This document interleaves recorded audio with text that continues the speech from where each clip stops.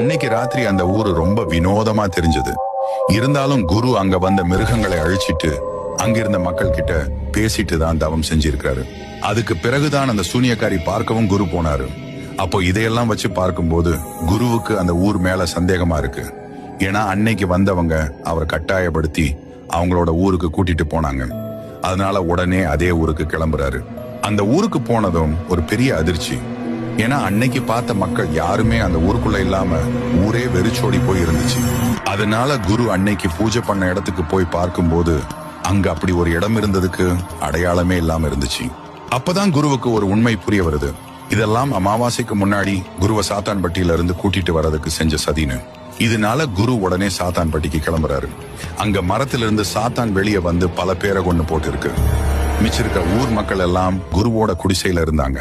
அந்த சாத்தான் எங்கன்னு அங்க இருந்தவங்க கிட்ட குரு கேட்டதுக்கு அமாவாசை அன்னைக்கு நடந்த விஷயத்த